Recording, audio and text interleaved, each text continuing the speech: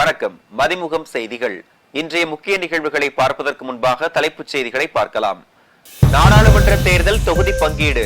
மதிமுகவுடன் திமுக இரண்டாம் கட்ட பேச்சுவார்த்தை. மக்களவை தேர்தல் அறிவிக்கப்பட்ட பின் அதிமுக கூட்டணி அறிவிக்கப்படும். அதிமுக கூட்டணி பற்றி சிலர் விஷமத்தனமான பிரச்சாரங்களை பரப்புவதாக எடப்பாடி பழனிசாமி பேட்டி. ஆம் ஆத்மி காங்கிரஸ் இடையே தொகுதி பங்கீடு அதிகாரப்பூர்வ அறிவிப்பு வெளியீடு. குஜராத்தில் காங்கிரஸ் கட்சிக்கு 24, ஆம் ஆத்மிக்கு 2 தொகுதிகள் ஒதுக்கீடு. பாஜக ஆட்சியில் வேலையில்லா திண்டாட்டம் அதிகரித்துள்ளது. ராகுல் காந்தியின் பாரத் ஜோடா யாத்திரையில் பிரியங்கா காந்தி குற்றச்சாட்டு. விரிவான செய்திகள். திமுக கூட்டணியில் 2 மக்களவை தொகுதிகளும் 1 மாநிலங்களவை தொகுதியும் கேட்டுள்ளதாக மதிமுக அவைத்தலைவர் ஆடிட்டர் அர்ஜுனராஜ் தெரிவித்துள்ளார். நாடாளுமன்ற தேர்தல் நெருங்கிவிட்ட நிலையில் திமுக தேர்தல் அறிக்கை தயாரிப்பு குழு, தொகுதி பங்கீட்டு குழு உள்ளிட்ட குழுக்களை அமைத்து தேர்தல் பணிகளை மும்முரமாக மேற்கொண்டு வந்தது. காங்கிரஸ் உள்ளிட்ட கூட்டணி கட்சிகளுடன் முதற்கட்ட பேச்சுவார்த்தை முடிவடைந்த நிலையில் தொகுதி பங்கீடு முடிவு செய்யப்படாமல் இருந்து வந்தது. இந்நிலையில் கூட்டணி கட்சிகளுடன் திமுக 2வது கட்ட பேச்சுவார்த்தை துவங்கியது. அதன்படி திமுக மதிமுக இடையே தொகுதி பங்கீடு தொடர்பாக 2ஆம் சுற்று பேச்சுவார்த்தை அண்ணா அறிவாலயத்தில் நடைபெற்றது.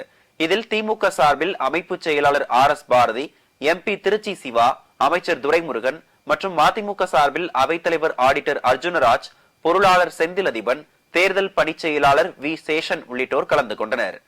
பின்னர் செய்தியாளர்களை சந்தித்த மதிமுக அவைத்தலைவர் ஆடிட்டர் அர்ஜுனராஜ் 2ஆம் கட்ட தொகுதி பங்கீடு பேச்சு குறித்து பேச்சுவார்த்தை சுமூகமாக நடைபெற்றதாக தெரிவித்தார். 2 மக்களவையும் 1 மாநிலங்களவை தொகுதி கேட்டுள்ளதாகவும் விரைவில் தொகுதி பங்கீடு குறித்து அதிகாரப்பூர்வமாக தெரிவிக்கப்படும் எனவும் தெரிவித்தார். பேச்சுவார்த்தை மகிழ்ச்சியாக திருப்திகரமாக இருந்தது. மீண்டும் பேச்சுவார்த்தை தொடரும். பேச்சுவார்த்தை முடிவிலே உங்களுக்கு எல்லா விதமான முடிவுகளையும் உங்களுக்கு தெரிவிப்படுத்துகிறோம். நாங்கள் ஏற்கனவே கேட்டிருக்கிற 2 மக்களவையும் 1 மாநிலங்களவையும் கேட்டிருக்கிறோம். அதனுடைய தொடர்ச்சியாக பேச்சுவார்த்தை இனிமேல் நடக்கும். பேச்சுவார்த்தை முடிகிற சமயத்தில் உங்களுக்கு எல்லாத்துக்கும் தகவல் கொடுத்தார். அதிகப்படியான நகரமயமாக்கல் கொண்ட மாநிலமாக தமிழ்நாடு உள்ளதாக முதலமைச்சர் மு.க. ஸ்டாலின் பெருமிதம் தெரிவித்தார். செங்கல்பட்டு மாவட்டம் நெம்மேலியில் 2465 கோடி மதிப்பீட்டில் நெம்மேலியில் கடல் நீரை குடிநீராக்கும் நிலையத்தை முதலமைச்சர் மு.க. ஸ்டாலின் திறந்து வைத்தார். நாள் ஒன்றுக்கு 150 மில்லியன் லிட்டர் உற்பத்தி திறன் கொண்ட கடல் நீரை குடிநீராக்கும் திட்டம் 2 ஆண்டுகளுக்கு முன்பாக துவங்கப்பட்டது. பணிகள் முடிவு பெற்ற நிலையில் தற்போது சுத்திகரிப்பு ஆலையை முதலமைச்சர் மு.க. ஸ்டாலின் திறந்து வைத்தார். இந்த பகுதியில் சுத்திகரிக்கப்படும் குடிநீரானது தாம்பரம் மாநகராட்சி பகுதி, வேளச்சேரி, பல்லாவரம் ஆகிய பகுதிகளுக்கு விநியோகிக்கப்பட திட்டமிடப்பட்டுள்ளது. அதேபோல் 2058 கோடி ரூபாய் மதிப்பீட்டில் பல்வேறு திட்டங்களுக்கு முதலமைச்சர் அடிக்கல் நாட்டினார். நிகழ்ச்சியில் பேசிய முதலமைச்சர் மு.க. ஸ்டாலின் கடும் நெருக்கடியிலும் 100 கோடியில் கூட்டு குடிநீர் திட்டங்களை செயல்படுத்தி வருவதாக தெரிவித்தார்.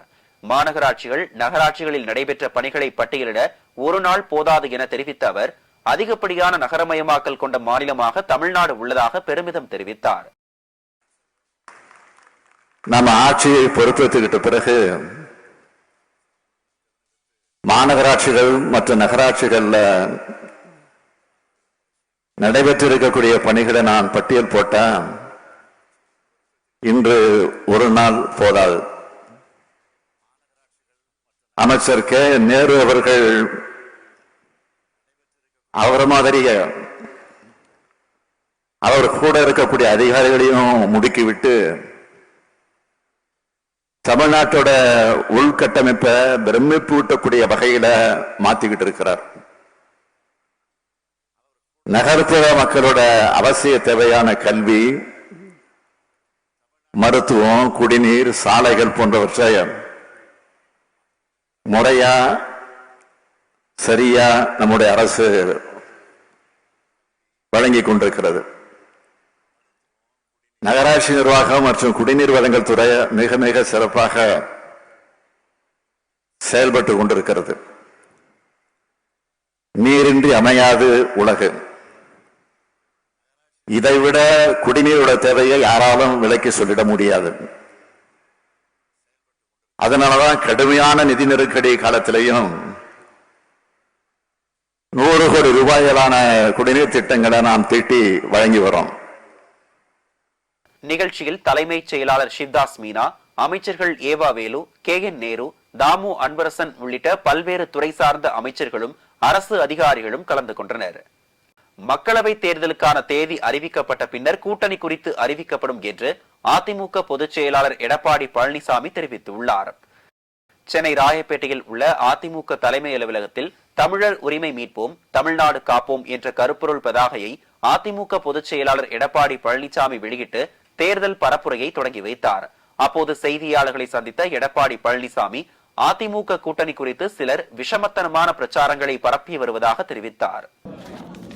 வருகின்ற நாடாளுமன்ற தேர்தலை பொறுத்தவரைக்கும் அனைத்து இந்திய அண்ணா திராவிட முன்னேற்ற கழக தலைமையில் நல்ல கூட்டணி அமையும்.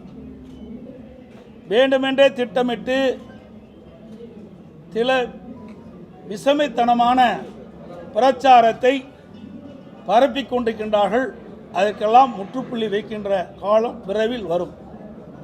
தேர்தல் அறிவிக்கின்ற காலகட்டத்தில் எங்களுடைய கூட்டணி சிறப்பாக அமையும். அனைவரையும் அழைத்து அதை தெரிவிப்போம். டெல்லி, குஜராத் உள்ளிட்ட 5 மாநிலங்களில் இந்தியா கூட்டணியைச் சேர்ந்த ஆம் ஆத்மி கட்சி மற்றும் காங்கிரஸ் கட்சிகள் இடையே தொகுதி பங்கீடு இறுதி செய்யப்பட்டுள்ளது. டெல்லி, ஹரியானா, கோவா மற்றும் குஜராத்தில் தொகுதி பங்கீடு சுமூகமாக நிறைவேறியிருப்பதாக இரு கட்சிகளின் கூட்டறிக்கையில் தெரிவிக்கப்பட்டுள்ளது. டெல்லியில் ஆம் ஆத்மி 4 தொகுதிகளிலும் காங்கிரஸ் 3 தொகுதிகளிலும் வேட்பாளர்களை நிறுத்தும் என காங்கிரஸ் மூத்த தலைவர் முகுல் வாஸ்னிக் தெரிவித்துள்ளார். புதுடெல்லி, மேற்கு டெல்லி, தெற்கு டெல்லி மற்றும் கிழக்கு டெல்லி தொகுதிகளில் ஆம் ஆத்மி போட்டியிடும் என்றும், சாந்தனி சவுக், வடகிழக்கு டெல்லி மற்றும் வடமேற்கு டெல்லி தொகுதிகளில் காங்கிரஸ் வேட்பாளர்கள் போட்டியிடுவார்கள் என்றும் தெரிவிக்கப்பட்டுள்ளது. குஜராத்தில் உள்ள 26 மக்களவை தொகுதிகளில் 24 தொகுதிகளில் காங்கிரஸ் போட்டியிடப் போவதாகவும், ஆம் ஆத்மி கட்சி பரூச் மற்றும் பாவ்நகர் ஆகிய 2 தொகுதிகளில் போட்டியிடப் போவதாகவும் தெரிவித்துள்ளனர். ஹரியானாவில் உள்ள 10 இடங்களில் காங்கிரஸ் 9 இடங்களில் போட்டியிடும் என்றும், குருஷேத்ரா தொகுதியில் மட்டும் ஆம் ஆத்மி வேட்பாளர் போட்டியிடப் போவதாகவும் இறுதி செய்யப்பட்டுள்ளது. தமிழ்நாட்டில் ஒரே கட்டமாக தேர்தல் நடத்துவது குறித்து ஆலோசித்து வருவதாக தலைமை தேர்தல் ஆணையர் ராஜீவ்குமார் தெரிவித்துள்ளார். நாடாளுமன்ற தேர்தல் தொடர்பாக தலைமை தேர்தல் ஆணையர் ராஜீவ்குமார் சென்னையில் 2 நாட்கள் அரசியல் கட்சிகளுடன் ஆலோசனை நடத்தினார்.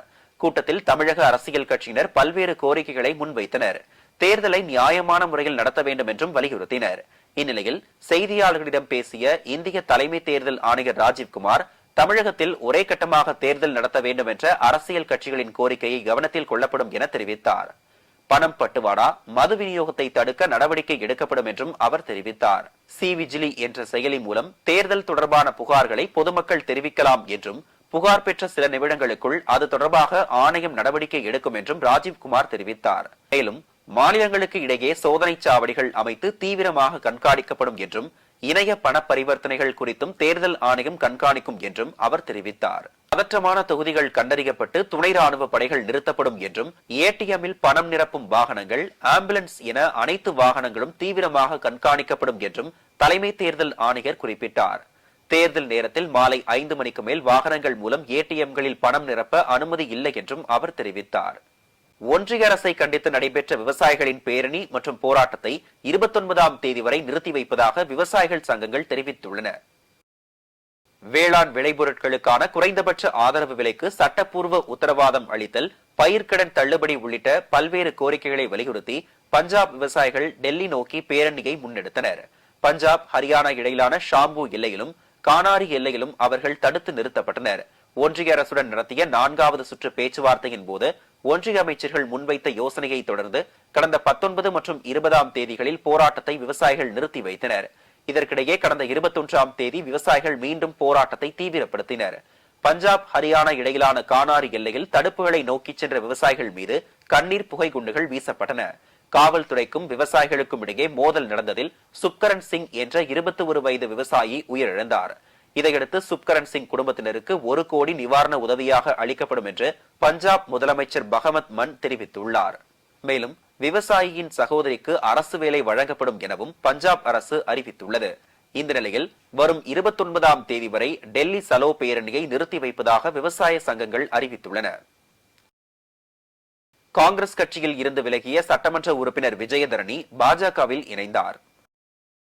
கன்னியாகுமரி மாவட்டம் விளவங்கோடு தொகுதி காங்கிரஸ் எம்எல்ஏ விஜயதரணி டெல்லியில் ஒன்றிய இணையமைச்சர் எல் முருகன் முன்னிலையில் பாஜகவில் இணைந்தார். பின்னர் செய்தியாளர்களை சந்தித்த அவர், பிரதமர் மோடியின் தலைமையில் சர்வதேச அளவில் இந்திய தேசம் பல சாதனைகளை புரிந்து வருவதால் அவரின் தலைமையில் அரசியல் பணியாற்ற பாஜகவில் இணைந்துள்ளதாக தெரிவித்தார். இதனையடுத்து விஜயதரணி வருகை தமிழக பாஜகவுக்கு மேலும் வலு சேர்க்கும் என தமிழக பாஜக தலைவர் அண்ணாமலை வரவேற்பு தெரிவித்துள்ளார். பிரதமர் மோடியின் செயல்பாட்டால் ஈர்க்கப்பட்டு பாஜகவில் விஜயதரணி இணைந்துள்ளதாக ஒன்றிய இணையமைச்சர் எல் முருகன் தெரிவித்துள்ளார். பாஜக ஆட்சியில் வேலையில்லா திண்டாட்டம் அதிகரித்துள்ளதாக ராகுல் நடைபயண நிகழ்ச்சியில் இணைந்த பிரியங்கா காந்தி விமர்சித்துள்ளார். உத்தரப்பிரதேச மாநிலம் மொராதாபாத்தில் உள்ள ஜமா மஸ்ஜித் சௌராவிலிருந்து சம்பல் சௌராகா வரை பாத யாத்திரை நடைபெற்றது. அப்போது உத்தரப்பிரதேசத்தில் வினாத்தாள் கசிந்ததை தொடர்ந்து அண்மையில் நடந்த தலைமை காவலர் எழுத்துத் தேர்வை அம்மாநில அரசு ரத்து செய்துள்ளதை பிரியங்கா காந்தி குறிப்பிட்டு பேசினார். மத்தியிலும் மாநிலத்திலும் பாஜக ஆட்சி அமைந்ததால் வேலையில்லா திண்டாட்டம் அதிகரித்துள்ளதாக தெரிவித்தார். பள்ளி கல்லூரி நேரங்களில் கூடுதல் பேருந்துகள் இயக்கப்படும் என போக்குவரத்து துறை அமைச்சர் சிவசங்கர் தெரிவித்துள்ளார். கும்பகோணத்தில் செய்தியாளர்களை சந்தித்த அமைச்சர், அரசு பள்ளிகள் மற்றும் கல்லூரிகளில் தற்போது மாணவர்கள் சேர்க்கை அதிகரித்துள்ளதால் அவர்கள் தேவைக்கேற்ப பள்ளி கல்லூரி நேரங்களில் கூடுதல் பேருந்துகள் இயக்கப்படும் என தெரிவித்தார். எந்த இடங்களில் பேருந்துகள் இயக்கம் தேவை என்று தெரிவித்தால் அவ்வழித்தடத்தில் கூடுதல் பேருந்துகள் இயக்க நடவடிக்கை எடுக்கப்படும் என்று அவர் உறுதியளித்தார்.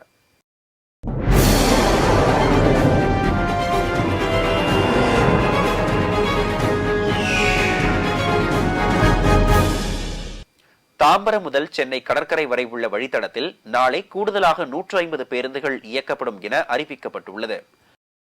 ரயில்வே பராமரிப்பு பணிகள் காரணமாக நாளை காலை 10:30 மணி முதல் மாலை 3:30 மணி வரை கூடுதலாக 150 பேருந்துகள் இயக்கப்படும் என அறிவிக்கப்பட்டுள்ளது. தாம்பரம், கிண்டி, தியாகராய நகர், சென்ட்ரல், சென்னை கடற்கரை வழித்தடத்தில் கூடுதல் பேருந்துகள் இயக்கப்படும் என்று தெரிவிக்கப்பட்டுள்ளது. வள்ளிமலை முருகன் கோவிலில் மாசி மாத பிரம்மோற்சவ விழாவை ஒட்டி வள்ளிமுருகன் திருக்கல்யாணம் நடைபெற்றது. வேலூர் மாவட்டம் காட்பாடி தாலுகா வள்ளிமலை சுப்பிரமணிய சுவாமி கோயிலில் கடந்த 14ஆம் தேதி கொடியேற்றத்துடன் தொடங்கியது. அன்று முதல் வள்ளி தெய்வானை சமேத சுப்பிரமணிய சுவாமி பல்வேறு வாகனங்களில் எழுந்தருளி பக்தர்களுக்கு அருள் பாலித்தார். இந்த விழாவில் முக்கிய நிகழ்வான தேரோட்டம் நடைபெற்றதை தொடர்ந்து பழங்குடி இருளர் மரபினர்கள் வேடற்பரி உற்சவம் நடைபெற்றது. அப்போது தனி சன்னதியில் வீற்றிருக்கும் வள்ளியம்மை திருக்கோயிலில் இருந்து தேன், தினை மாவு உள்ளிட்ட சீர்வரிசை பொருட்களுடன் வள்ளி திருமண மேடைக்கு ஊர்வலமாக எடுத்து வரப்பட்டது. இதனைத் தொடர்ந்து அர்ச்சகர்கள் வேத மந்திரங்கள் முழங்க முருகன் வள்ளி திருக்கல்யாணம் வெகு விமர்சையாக நடைபெற்றது. இதில் ஆயிரக்கணக்கான பக்தர்கள் கலந்து கொண்டு வள்ளி திருமணத்தை கண்டு மகிழ்ந்தனர். பல்வேறு மாவட்டங்களில் நடைபெற்ற நிகழ்வுகளை தற்போது களத்தில் மதிமுக பகுதியில் பார்க்கலாம்.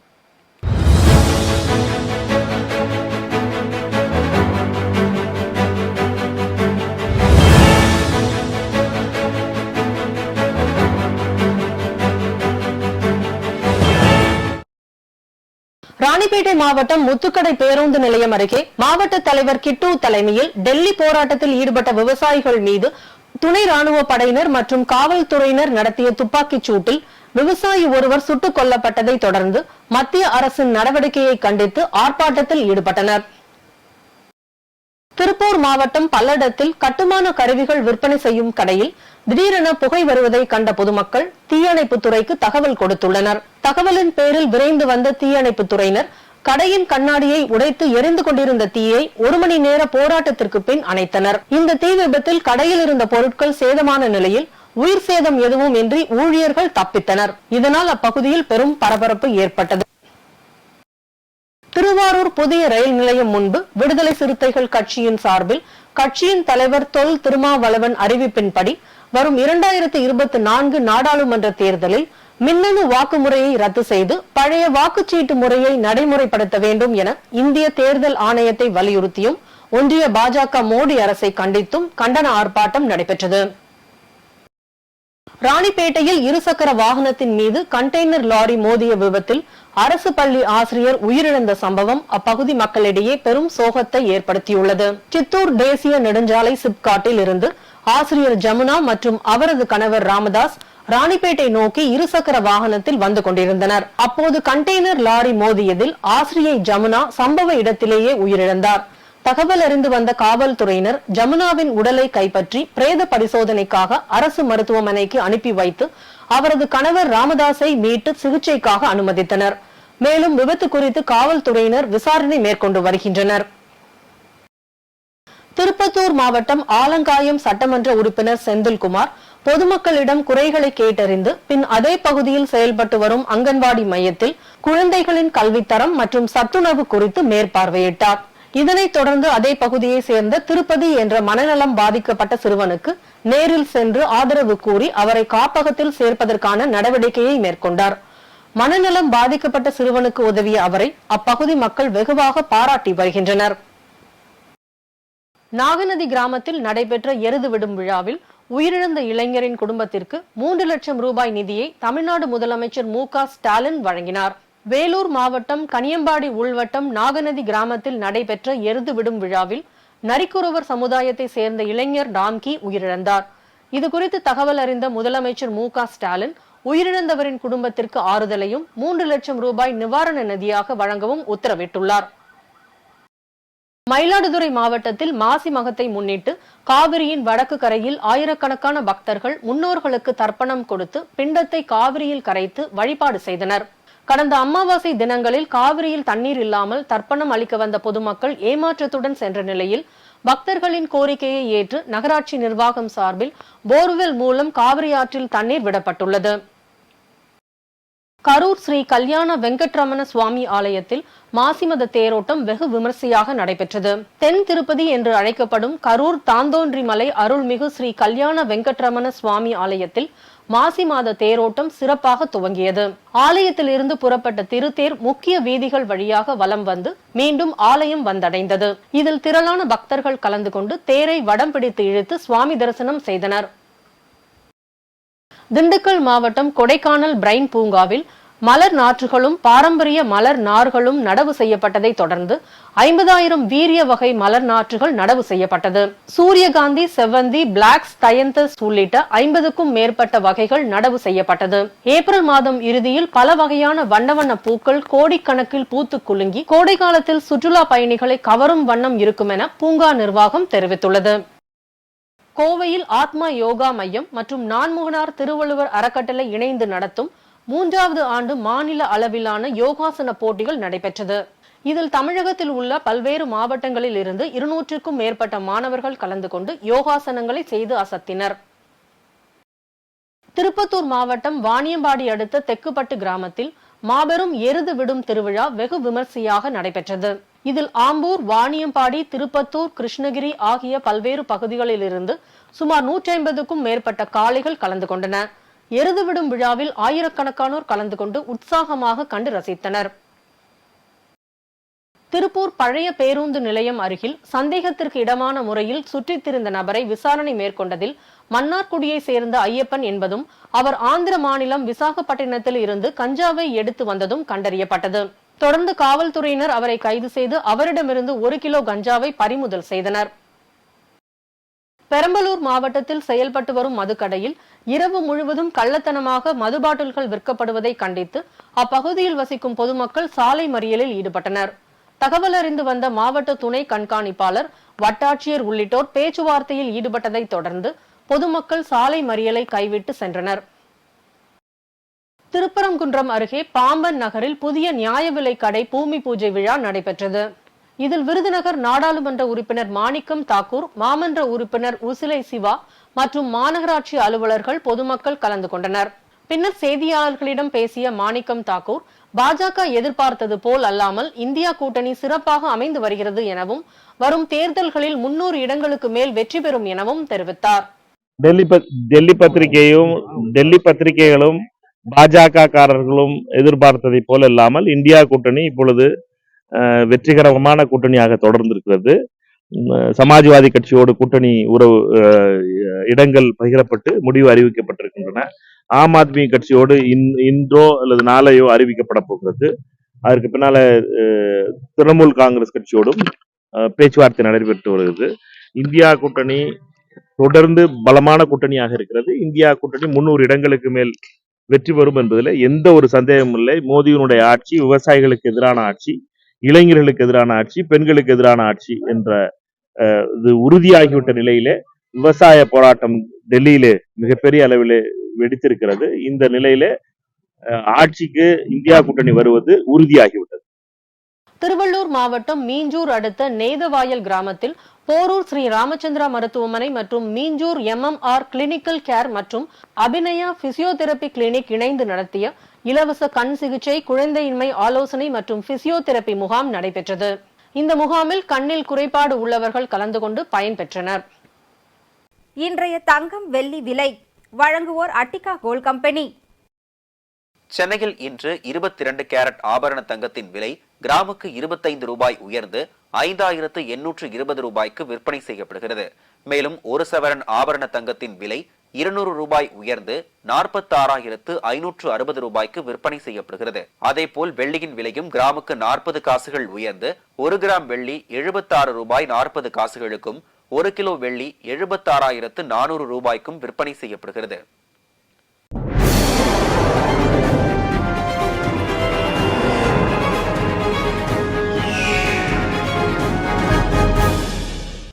உக்ரைன் ரஷ்யா போரின் 2ஆம் ஆண்டு நினைவை ஒட்டி ராணுவ வீரர்களுக்கு அமெரிக்க அதிகாரிகள் மௌன அஞ்சலி செலுத்தினர். கடந்த 2022ஆம் ஆண்டு உக்ரைன் மீது ரஷ்யா போர் தொடுத்தது. அதில் ராணுவ வீரர்கள் உட்பட 15,000 பேர் உயிரிழந்தனர். 60 லட்சம் பேர் அகதிகள் ஆகியுள்ளனர். ரஷ்யாவின் கடும் தாக்குதலால் தலைநகர் கீவ் உள்ளிட்ட முக்கிய நகரங்கள் சீர்குலைந்தது. இந்நிலையில் போர் தொடங்கி 2 ஆண்டுகள் நிறைவடைந்த நிலையில் அந்நாட்டின் காவல் அதிகாரிகள் ராணுவ வீரர்களின் நினைவிடத்திற்கு சென்று மௌன அஞ்சலி செலுத்தினர். மேலும் மாயமான 30,000 பேரை தேடும் பணி தீவிரமாக்கப்பட்டுள்ளதாகவும் அவர்கள் தெரிவித்தனர். மீண்டும் தலைப்புச் செய்திகள். நாடாளுமன்ற தேர்தல் தொகுதி பங்கீடு, மதிமுகவுடன் திமுக 2ஆம் கட்ட பேச்சுவார்த்தை. மக்களவை தேர்தல் அறிவிக்கப்பட்ட பின் அதிமுக கூட்டணி அறிவிக்கப்படும். அதிமுக கூட்டணி பற்றி சிலர் விஷமத்தனமான பிரச்சாரங்களை பரப்புவதாக எடப்பாடி பழனிசாமி பேட்டி. ஆம் ஆத்மி காங்கிரஸ் இடையே தொகுதி பங்கீடு அதிகாரப்பூர்வ அறிவிப்பு வெளியீடு. குஜராத்தில் காங்கிரஸ் கட்சிக்கு 24, ஆம் ஆத்மிக்கு 2 தொகுதிகள் ஒதுக்கீடு. பாஜக ஆட்சியில் வேலையில்லா திண்டாட்டம் அதிகரித்துள்ளது. ராகுல் காந்தியின் பாரத் ஜோடா யாத்திரையில் பிரியங்கா காந்தி குற்றச்சாட்டு. இத்துடன் செய்திகள் நிறைவடைந்தன. மீண்டும் செய்திகள் பிற்பகல் 1:30 மணிக்கு. மேலும் செய்திகளை தெரிந்து கொள்ள மதிமுகம் பிரைம் யூடியூப் தளத்தில் இணைந்திருங்கள்.